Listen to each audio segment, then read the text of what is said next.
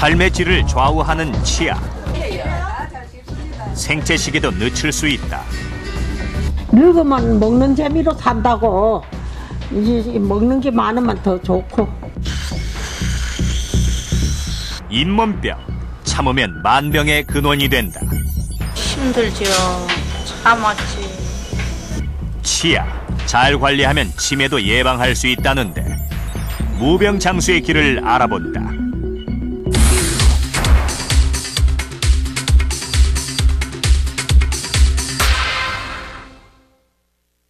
우리가 살아가면서 느끼는 즐거움 가운데 빼놓을 수 없는 것이 먹는 즐거움인데요. 지글지글한 불판 위에 잘 구워진 삼겹살을 상추에 싸서 한 입. 그런가 하면은 또 숯불에 잘 구워진 갈비를 한 입 베어 물 때 그 맛은 생각만 해도 입안 가득 군침이 도는데요. 이렇게 맛있는 음식을 앞에 두고도 이가 부실하다거나 혹은 이가 없어서 먹을 수가 없다면 그것은 인생의 즐거움 하나를 잃어버리는 것과 같을 겁니다. 그뿐인가요?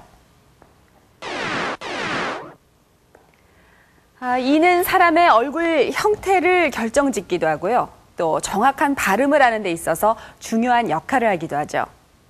그래서 우리는 옛부터 치아는 오복의 으뜸이라고 해서 건강하게 살아가기 위해서 필수적인 인체기관으로 이 치아를 꼽았던 것은 아닐까요? 지난 2001년 11월 경기도 양주에서 300년 전의 미라가 발견됐다. 미라는 머리에서 발끝까지 완벽하게 보존된 상태였다.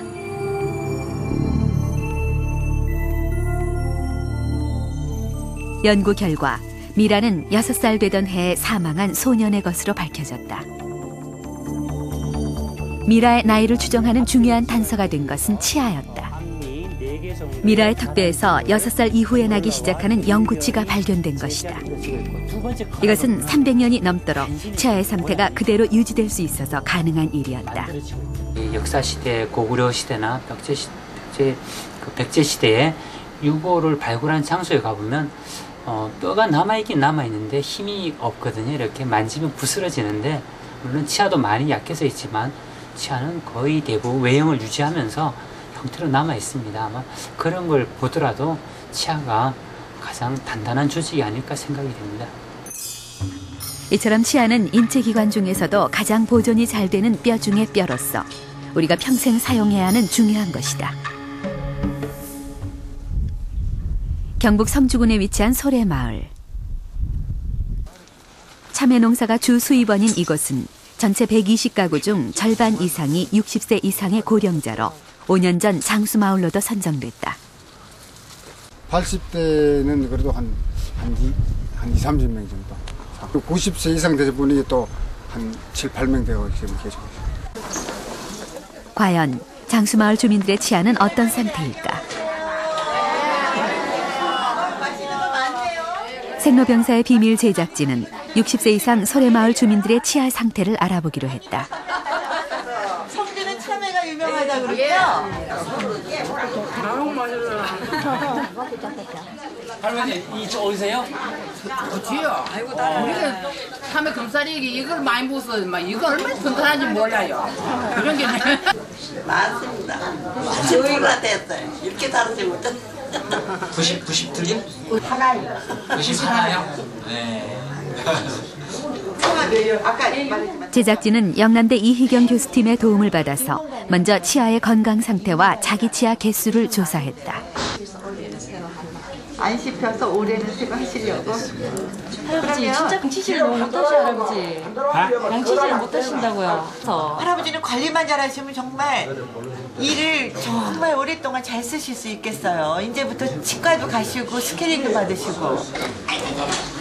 70세가 넘어서도 28개의 자기 치아를 모두 갖고 있는 허인순 할머니. 근데 할머니도 치석이 너무 많다. 치석만 없으면 너무 좋겠네. 총 43명의 노인을 대상으로 검사한 결과 60대 평균 자기 치아 18개에 비해 7, 80대로 갈수록 자기 치아를 대부분 잃어버린 것으로 나타났다. 치아의 상태에 따라 음식을 씹을 때 힘은 얼마나 될까? 28개의 건강한 치아를 가진 할머니의 경우 치아 전반적으로 힘이 고르게 나타났다. 반면 틀니를 한 할머니의 경우 뚜렷한 차이를 보이고 있다. 고르게 힘이 주어지는 자기 치아에 비해 치아의 양옆 일부에서 훨씬 적은 힘이 주어지는 것이다. 일반적인 자기 이를 다 가지고 있는 분들보다 완전 틀니를 하신 분은 10분의 1 정도, 11%, 그 다음에 부분 틀니를 가진 분은 35%, 한 3분의 1 정도밖에, 그리고 일부 치아를 갖다가 저희가 이제 크라운이라 그러죠. 금니로 씌운 경우에는 보통 한 85% 정도, 그 정도로 해서 저장력이 떨어지는 걸 볼 수 있습니다. 치아의 역할은 음식을 씹고 소화를 돕는 것이다. 따라서 치아의 상실은 영양 섭취에도 문제를 일으킨다. 저작 가능하시는 잘 씹는 노인과 저작이 안 되는 노인들을 한번 연구를 해보니까 역시 저작이 좋은 노인들은 전체적인 에너지량도 높고 탄수화물, 단백질의 섭취량이 높아서 영양에 대한 좋은 밸런스가 있는 음식을 드시는 것 같고, 저작이 나쁜 노인들은 전체 그 에너지량도 적고 단백질의 양이 특히 적게 나타났습니다. 그것은 씹기가 어려운 고기 같은 걸 안 드시니까 단백질의 섭취량이 적지 않을까 이렇게 생각이 됩니다. 지난 2000년 미국의 저명한 과학 잡지 뉴 사이언티스트지는 무언가 씹는 행위가 치매와 관련이 있다는 일본 기후대학 연구팀의 연구 결과를 보도했다. 기사에 따르면 씹는 행위는 기억력을 향상시키고 특히 노인들의 기억력에 큰 영향을 주기 때문에 치매를 예방하려면 씹는 일이 필수적이라는 것이다. 지방에서 입원해 있는 노인들이 아주 많은데요. 그 사람들 중에는 아무래도 그 가족들이 너무나도 자기 부모가 치매에 걸려서 서글프다고 해서 최소한 입만이라도 제대로 고쳐주자고 해서 치과에 틀니를 고쳐달라는 부탁을 해옵니다. 그래서 틀니를 제대로 잘 씹을 수 있게 해주자. 그 어머니였는데 정말로 정신이 되돌아왔습니다. 결과적으로 이를 고치면은 치매가 상당히 개선된다는 것이 10명 중에서 한 2~3명 나왔습니다. 과연 연구는 어떤 방식으로 진행됐을까? 제작팀은 구체적인 연구 과정을 취재하기 위해 일본 기후대학 연구팀을 찾았다. 실험 방법은 어금니를 갈아낸 쥐와 이는 갈지 않고 소리만 들려준 정상 쥐 두 그룹의 학습력을 알아보는 것이다. 지름 1.5m의 통 속에 물을 가득 채우고 그 한쪽 구석에는 올라설 수 있는 플랫폼을 설치한다. 플랫폼은 보이지 않게 감춘 다음 쥐가 플랫폼을 얼마나 빨리 찾아가는지를 보는 것이다. 실험에 앞서 어금니를 간 쥐와 정상 쥐 모두 정해진 플랫폼에 올려놓고 20초씩 기다리도록 일주일간 반복 학습을 시킨다. 특정 공간을 기억하게 하는 실험의 의미는 무엇인가? 사람의 경우에도 치매에 걸리고 처음 나타나는 증상으로 집을 나갔다가 집을 찾아오지 못하는 방황 현상이라는 게 있습니다. 그래서 그걸 지표로 해서 쥐가 나이가 들어서 씹는 방법이나 씹는 게 나빠졌을 경우에 그게 공간 인지 기능에 어떤 영향을 미치는지를 먼저 조사해 보겠다는 차원에서 실험을 시작했습니다.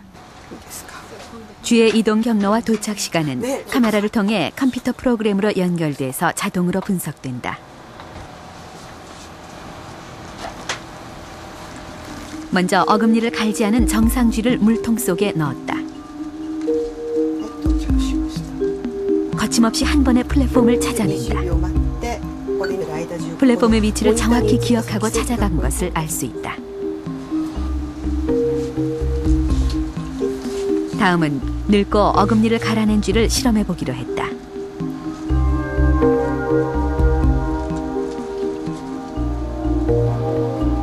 제한 시간은 90초. 어금니를 갈아낸 쥐는 플랫폼과는 상관없는 다른 구역들에서